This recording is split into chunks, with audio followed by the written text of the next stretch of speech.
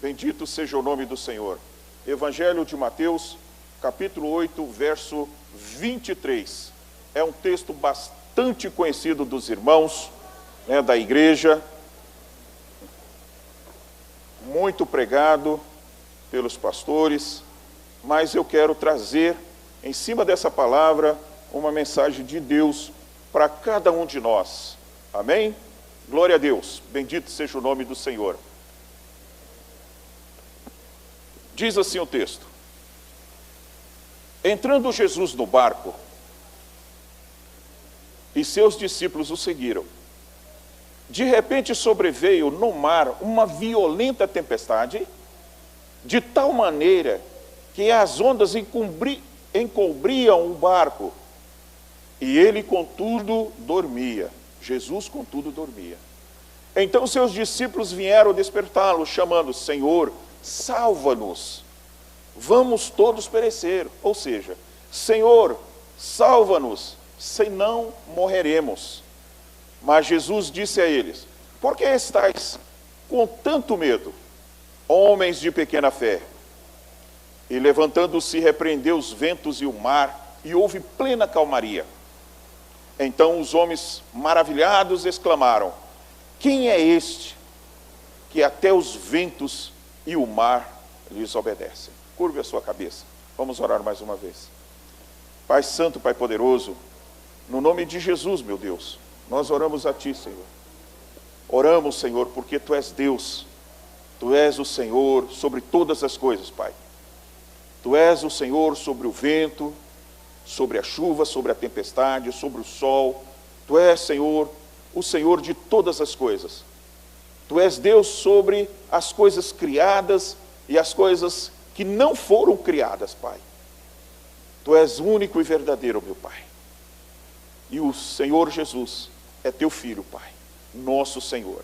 No nome dEle, Senhor, nós estamos aqui hoje, esta noite.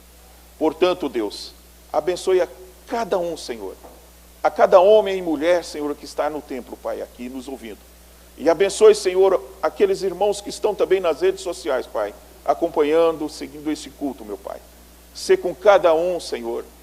Derrame bênção, Senhor, sem medida na vida, Senhor, das famílias, Senhor, neste tempo de dificuldade, Pai. Prospera, Senhor. Ó Deus santo, Deus de poder.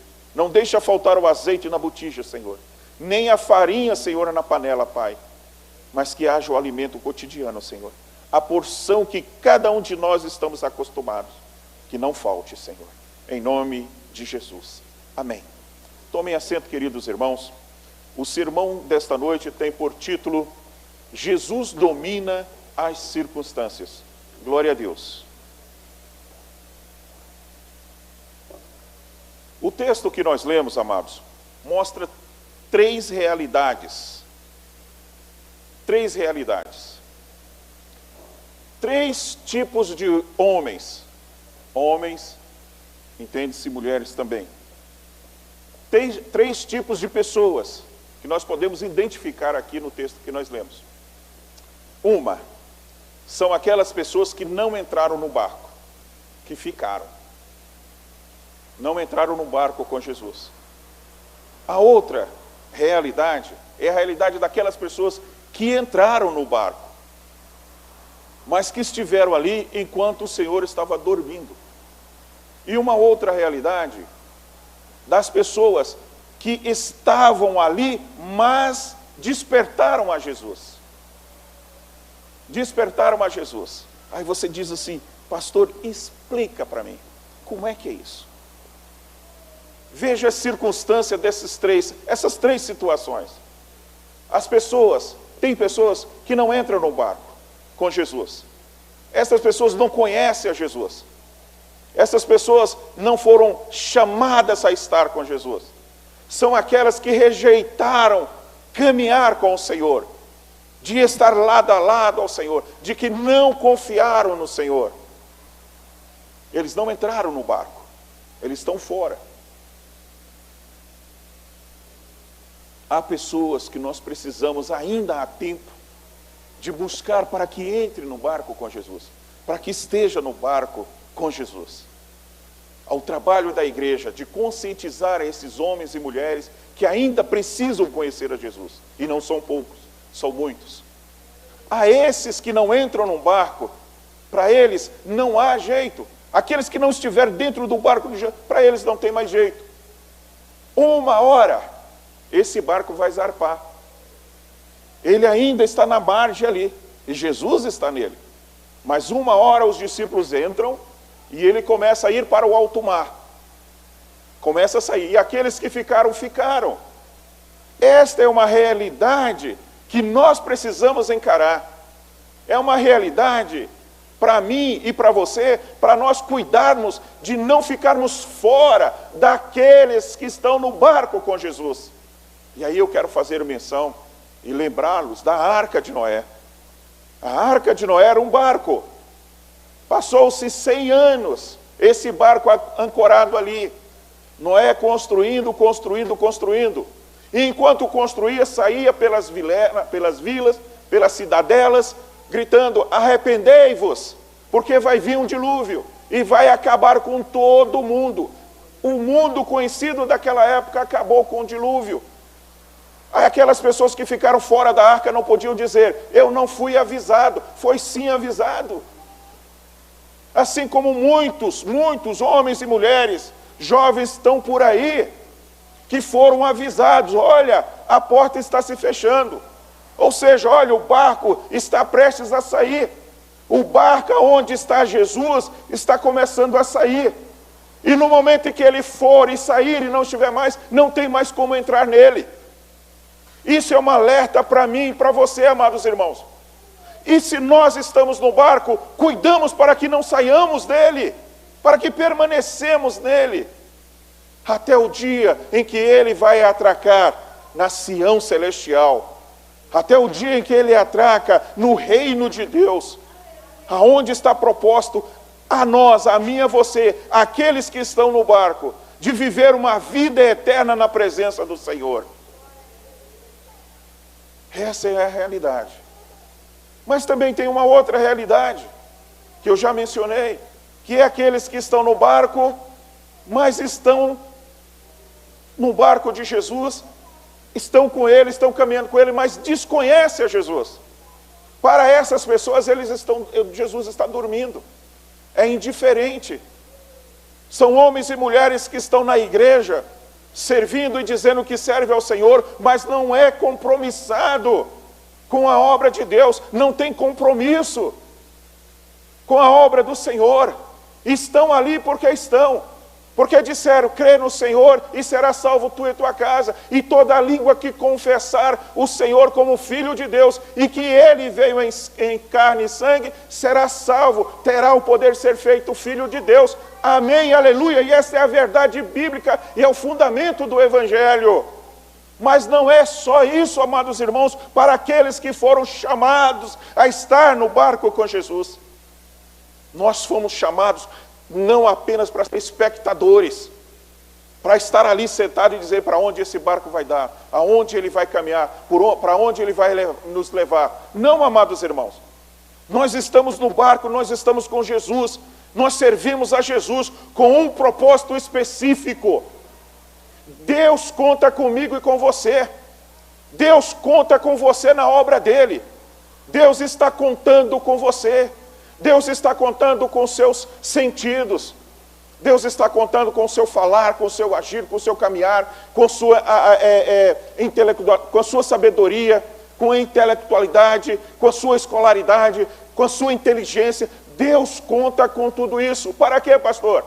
Para anunciar o Evangelho às outras pessoas, aos perdidos, para ter conhecimento da palavra de Deus e alertar aqueles que estão no barco, mas estão adormecidos e não atentaram que no barco há o Filho de Deus e que ele precisa ser despertado, porque as circunstâncias nos afligem, porque as tempestades da vida nos afligem. E nós temos então que alertar, que levantarem as nossas vozes. Compete a mim e a você. Jesus entra no barco. Verso 23. Em Êxodo, capítulo 33, verso 15 e 16, diz assim: Replicou Moisés. Essa é a história de que o povo pecou, o povo blasfemou, o povo adulterou, o povo estava promíscuo, andando em promiscuidade, após o Senhor ter os tirado da terra do Egito, da escravidão. Veja bem, amados irmãos, que o texto não é para descrente, o texto é para crente. O texto que se refere é para mim e para você, para nós que já conhecemos a palavra do Senhor. É um alerta para nós não desviarmos do caminho que nós estamos prosseguindo, que nós estamos caminhando. Porque eu sei, amados irmãos, que o mundo é feroz. Eu sei, amados irmãos, que o espírito do anticristo já está atuando no meio da igreja, no meio do povo de Deus, enganando o povo de Deus, desviando a sua atenção, oferecendo manjares deliciosos para que o povo de Deus se afaste do caminho da salvação. Essa é a luta do inimigo das nossas almas. É a luta do diabo. É tirar-nos da comunhão de Deus. Ele fez isso no Éden e continua fazendo. E continua fazendo.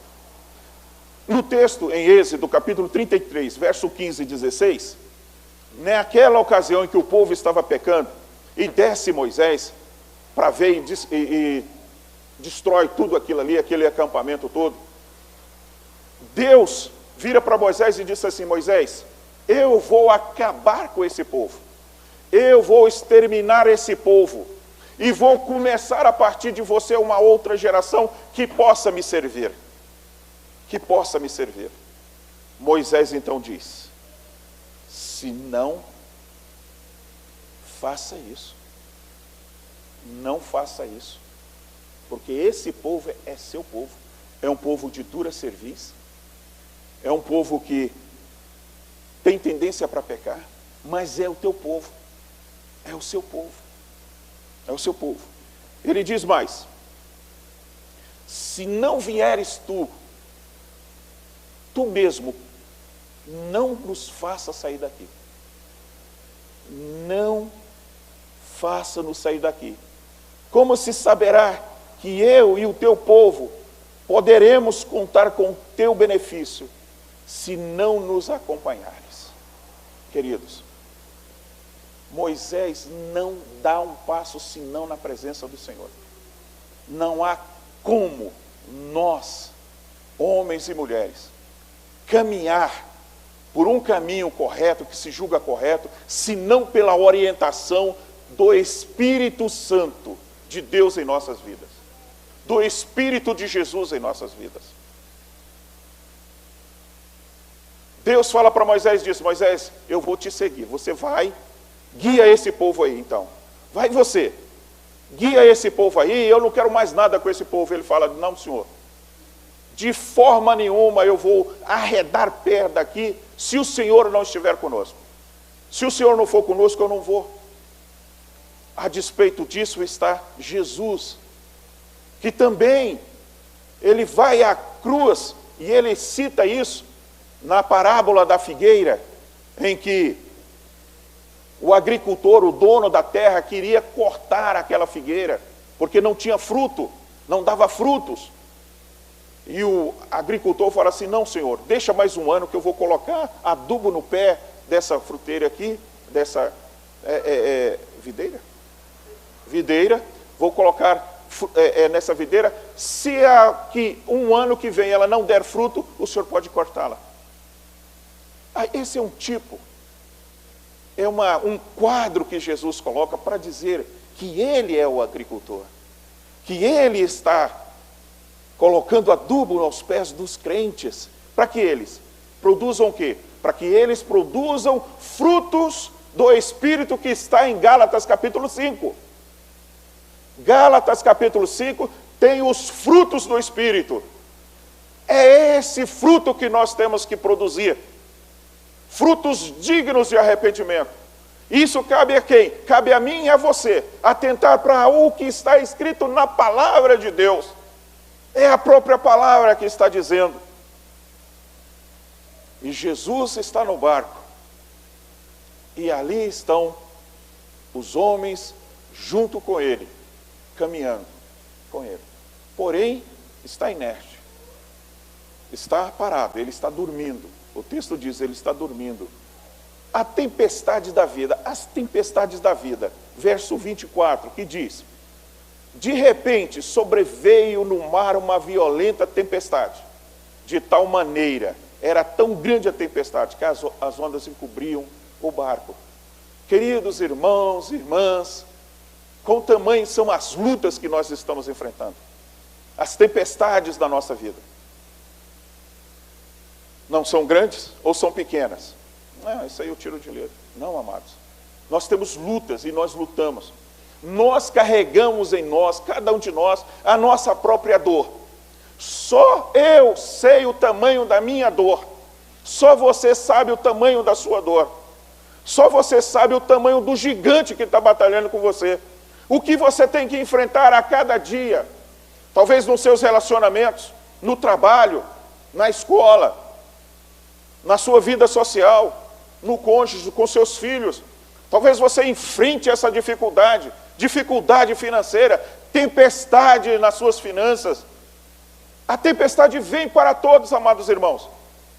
A tempestade vem para mim, vem para você. Olha, pastor, mas não está dito que Jesus está ali, ele batalha as nossas batalhas. Está dito que o Senhor Jesus intercede por nós e batalha as nossas batalhas, mas nós precisamos despertá-lo.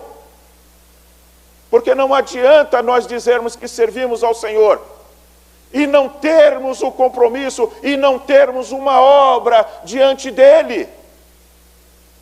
Não adianta. Não adianta você ter uma cama macia e dormir no chão. Para que importa a cama? Não adianta você ter uma arma se você não sabe manuseá-la. O que eu quero dizer? Não adianta você se declarar de Cristo se você não faz aquilo que deve ser feito. Não lança a mão do poder de Deus na sua vida. Não lança a mão do poder e a graça de Deus na sua vida. Primeiro, levando a outras pessoas a graça que você recebeu. Levando a outras pessoas conforto. Orando pelo endemoniado. Orando pelo enfermo. Orando e chorando com o triste, se alegrando com aquele que se alegra, pois a nós, a cada um de nós, foi dada a incumbência de falar do amor de Cristo, de anunciar a sua grandeza, não apenas a pastores e líderes, mas cada um de nós temos essa incumbência. Jesus entra no barco, mas a tempestade não os poupa. Não é porque eu vim para o Evangelho, não é porque eu sou crente, eu aceitei Jesus, agora todos os meus problemas estão resolvidos. Aceite a Jesus, tem propagandas aí, aceite Jesus e os seus problemas estão resolvidos. Outra, está sofrendo, venha para Jesus. Não é? Num sentido de que você vindo para Jesus, o teu sofrimento vai cessar. Mas é um contraponto, amados irmãos. A cruz nos aponta luta. A cruz nos aponta sofrimento. A cruz nos aponta dor. A cruz nos aponta esforço. É só olhar para a cruz. Não tem glamour na cruz, não. Na cruz tem sangue. Na cruz tem chicotada. Na cruz tem cusparada. Na cruz tem coroa de espinho. Na cruz tem luta. E o próprio Jesus diz, quando estava assuntando ao céu: no mundo tereis aflições, mas tende bom ânimo, porque eu venci o mundo. Muita gente entende, porque ele venceu o mundo, eu estou isento de luta, eu estou isento de enfrentar batalhas, eu estou isento, nada disso. Ele diz, eu venci o mundo e vocês vão vencer também. Mas ele não disse que nós não teríamos luta. Nós teremos as nossas lutas, você vai ter a sua luta, você vai ter a sua briga, as suas agrúrias, as suas dificuldades, as suas dores, as suas frustrações, você terá, mas ele fala, enfrenta-os a cada um deles, enfrenta a sua batalha, luta com varonilidade, com coragem, com determinação. Desperta, Jesus, desperta para que Ele levante e esteja ao teu lado, mas nós não somos isentos da batalha. Nós temos que batalhar. Temos que batalhar. Os discípulos se alvoroçam e dizem: mestre, mestre, acorda, senão vamos morrer. E iriam morrer mesmo. Se nós não acudirmos, não clamarmos pelo Senhor, se nós não nos juntarmos ao Senhor, como, pastor? Em oração, em clamor, em leitura da palavra, sabendo que Ele é galardoador, Ele nos faz vencedor, Ele te fará vencedor, Ele te dá a vitória. Como, pastor? Ele vai lutar ali, Ele te fortalece na batalha. Eu entendo assim, Ele te fortalece, Ele te agiganta, Ele te aumenta as tuas forças. Porque nós vamos ver, quero levá-los para Davi e Golias, nós vamos ver que Golias não ficou parado na frente do gigante, não. Golias enfrentou o gigante. Ele foi com um estilingue, com um bodoque, não sei o nome, com uma funda, não sei o que foi, mas ele foi com uma pedrinha, mas ele foi. Ele armou e lançou a pedra, era a arma que ele tinha. E agora a pergunta é: qual é a arma que nós temos? Qual é a arma, Rafael, que você tem para você enfrentar as suas dificuldades, as suas lutas, as suas dores? Qual é a arma que você tem? Eu tenho Jesus. Ele está aqui no meu barco. Ele está no barco, mas ele está dormindo. Então eu vou acordá-lo. Eu vou despertá-lo. Eu vou me aproximar dele. Eu vou jogar as minhas dores sobre ele. Conforme Isaías 53, eu lanço as minhas dores sobre ele. Eu lanço as minhas angústias sobre ele. Eu jogo sobre ele as minhas dores, as minhas fraquezas, para que ele possa levantar. E aquilo que eu não possa fazer, ele faz por mim. Mas eu tenho que caminhar nessa direção. Quantos esperam no Senhor, em Plácido, esperando? Suficiente. Em Romanos diz que a salvação é pela graça. Nós não precisamos fazer nada, realmente nós não precisamos. Deus já ganhou, já conquistou a nossa salvação na cruz. Nada que eu faça, eu adquiro a minha salvação. Nada que eu faço vai me garantir a salvação.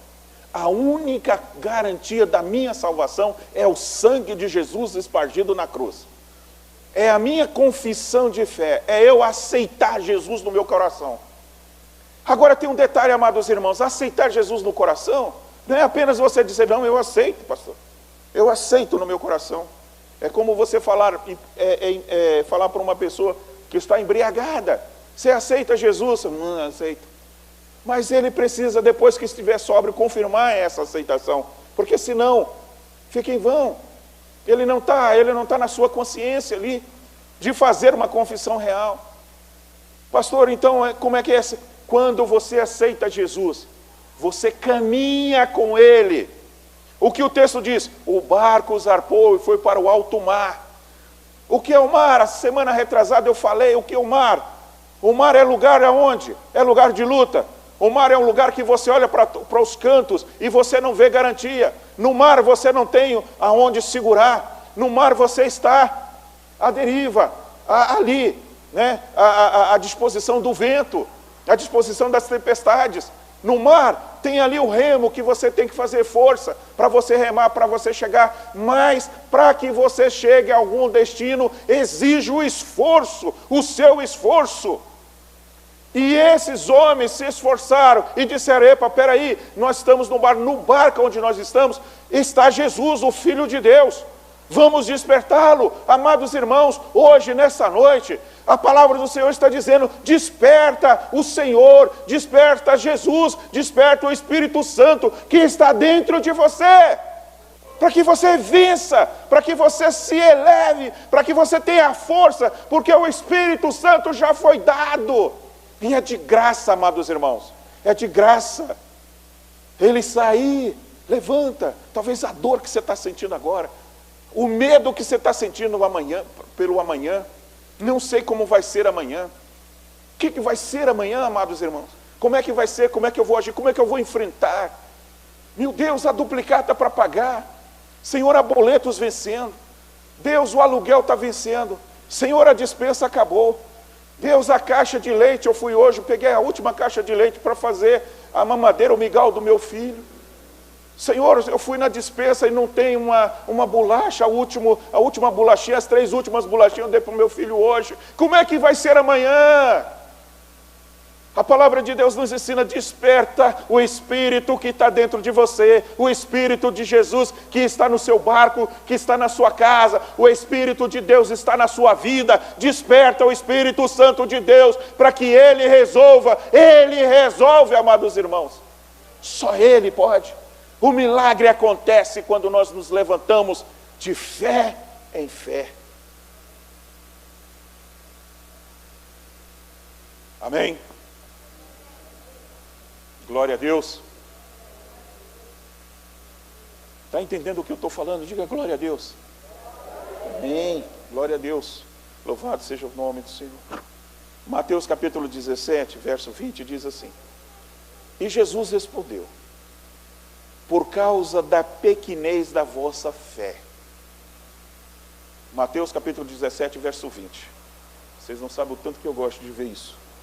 A gente dá referência e os irmãos vão lá procurar. É isso. Teve uma vez que eu estava pregando, a pessoa depois da pregação veio a mim: pastor, gostei muito da sua pregação, mas o senhor usa muito versículo. Eu falei, tem que usar, tem que fundamentar. A palavra de Deus nos ensina que a gente tem que falar aquilo que Deus está mandando falar. Não é aquilo que vem da cabeça, não. Não é invenção. Tem que fundamentar na palavra do Senhor. Eu estou dizendo o que está na Bíblia, o que está escrito. Nesse evento, nesse texto, de Mateus capítulo 17, verso 20, Jesus respondendo à pergunta de quê? Os discípulos saíram para evangelizar e teve uma pessoa endemoniada que os discípulos não conseguiram expulsar. Veja bem, os discípulos não conseguiram expulsar o demônio daquela pessoa endemoniada. Aí o pai, a pessoa próxima, o pai daquela, veio falar com Jesus e falou: olha, eu já orei e pedi, os seus discípulos não conseguiram expulsar. E Jesus, nem toca lá, Jesus expulsa aqui. Aí eles vêm e perguntam a Jesus: por que nós não conseguimos expulsar o demônio? Por que nós não conseguimos? Aí Jesus responde: por causa da pequenez da vossa fé. Olha só, homens que caminham com o Senhor ainda não tinham fé no Senhor.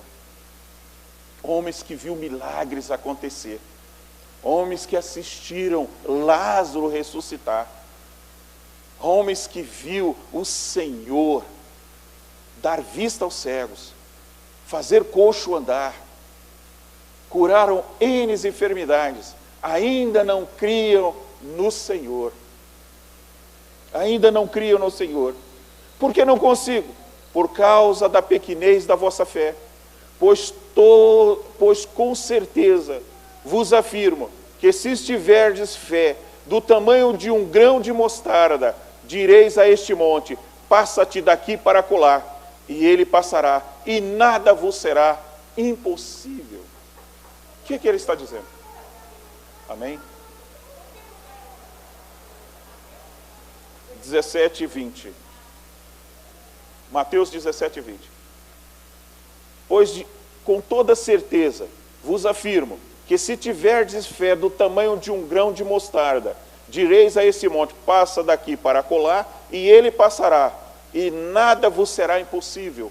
Então por que eu oro e o demônio não vai? Por que você ora para o enfermo ele não é curado? Jesus responde: por causa da vossa pequena fé. Mas Senhor, eu creio em você, eu creio no Senhor. Falar não basta, amados. Você precisa viver, você precisa exercitar. Não adianta eu dizer que eu sou campeão brasileiro de levantamento de peso. Adianta? Não adianta. Não adianta eu sair e pregar e arrumar uma tábua e escrever lá: campeão brasileiro de levantamento de peso. Não adianta, eu tenho que exercitar e competir e ganhar. Pastor, o que é isso? Me explica, não fala mais. Eu falo. Amados irmãos, se ele está dizendo que se tivesse fé do tamanho de um grão de mostarda, de uma semente de mostarda, olha o tamanho da semente de mostarda que é. Se ela coloca na mão, ela some aqui. Se ela cair no chão, você não consegue identificar. Esse é o tamanho da fé que nós precisamos ter. Jesus está no barco. Jesus está na sua vida. O Espírito Santo de Deus está sendo derramado na sua vida continuamente, todo dia. Você tem o Espírito Santo de Deus na sua vida. Começa a despertar. Desperta o Senhor. Desperta o Espírito Santo. Desperta Jesus na sua vida. Não temas, mas desperta o Senhor. O verso 26 diz, mas Jesus diz, por que estáis com tanto medo? Lá no texto que nós lemos, Jesus no verso 26 diz assim, vira para eles e fala, por que vocês estão com tanto medo, homens de pequena fé? Por que é que nós ficamos com medo? Por que é que eu estou com medo do dia de amanhã? Por que é que eu estou com medo de o que vai me acontecer amanhã? Se vai me faltar amanhã? Deposita a tua confiança no Senhor. Coloca os teus desejos, as tuas ansiedades, as tuas dores no Senhor. Ele vai suprir. Eu não sei como Ele vai fazer, mas Ele vai fazer.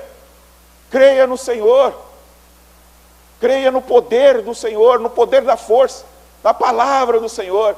Começa a exercitar. Levanta teu semblante. Canta louvores ao Senhor.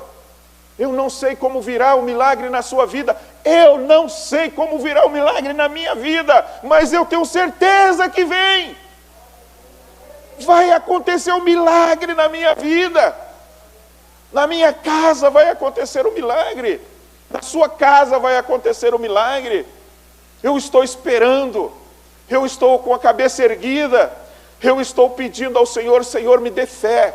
Me dê uma fagulha de fé. Nem que seja um relampejo de fé. Porque se a fé do tamanho de um grão de mostarda pode mover um monte, um lampejo pode fazer e consertar a minha vida, chamar à existência a solução para o meu problema, para aquilo que eu necessito. Glória a Deus, aleluias.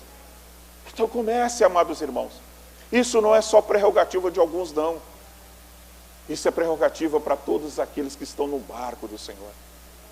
Quem está no barco do Senhor, faz assim com a mão. Faz assim com a mão, olha todo mundo. Você está no barco. Então desperta Jesus que está lá. No Marcos capítulo 4, verso 39, diz assim, então ele se levantou. Jesus se levanta. Quando você repreende, você o invoca, quando você o desperta, Jesus não fica inerte. Me diga uma coisa, amados irmãos. Me respondam. Qual foi o milagre que alguém chegou? Qual foi o pedido que alguém chegou para Jesus na Bíblia, que pediu para ele com fé, confiante nele, e que Jesus não realizou?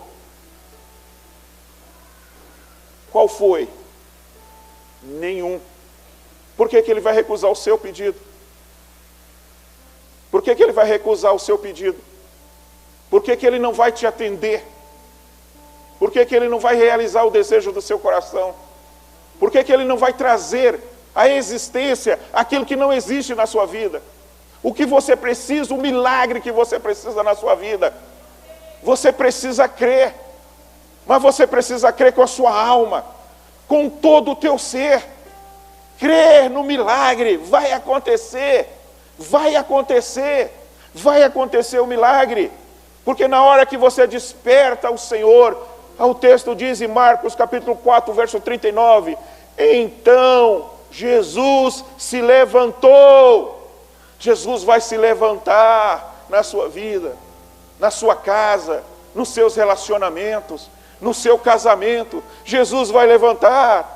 Jesus vai levantar, vai repreender o que está atrapalhando. Jesus vai levantar e vai repreender o que está defiando as suas finanças, o que está trazendo tristeza para o seu coração. Jesus vai levantar e vai te dar a vitória. Jesus vai levantar na sua vida, Jesus vai levantar em você. Vamos ficar todos em pé em nome de Jesus, vamos orar ao Senhor. Eu quero que a igreja ore comigo, eu quero que a igreja ore comigo, mas eu quero, amados irmãos, não se importe com a pessoa que está do seu lado, não se importe, amados irmãos, se não for o seu cônjuge que está do seu lado, você olha para essa pessoa, não vai te ajudar a pagar a conta amanhã. Essa pessoa não vai dividir a conta ou dividir o seu problema e trazer solução para o seu problema amanhã. Então você vai fazer o seguinte, você vai fechar os olhos e você vai orar a Deus. Você vai orar com Ele, é Ele que pode solucionar. Quem pode solucionar, quem pode trazer solução para o seu problema? Quem pode trazer descanso para o seu cansaço? É o Senhor. Então fecha os olhos e chama o Senhor, desperta o Senhor, desperta Ele agora nesse momento. É você e Deus, Pai Santo, Pai Poderoso, em nome de Jesus, meu Pai. Senhor, nós estamos aqui na Tua casa, nós estamos na Tua igreja, Senhor. Senhor, nós clamamos ao sangue santo de Jesus, ó Pai. Senhor, a Tua palavra foi ministrada, Senhor, a esse povo, a esse pequeno rebanho, Senhor. Ó Deus eterno, Deus de poder e glória, em nome de Jesus, meu Pai, supre, Senhor, a necessidade dos Teus filhos, Pai. Eu não estou ouvindo a igreja orar, eu não estou ouvindo a igreja clamar, eu quero ouvir a igreja clamando, eu quero ouvir a igreja orando, eu quero ouvir a igreja, Senhor, desperta, Senhor, levanta, Senhor, na minha vida. Ramachere cantarabasi palabás. Ó Deus santo, Deus de poder e glória.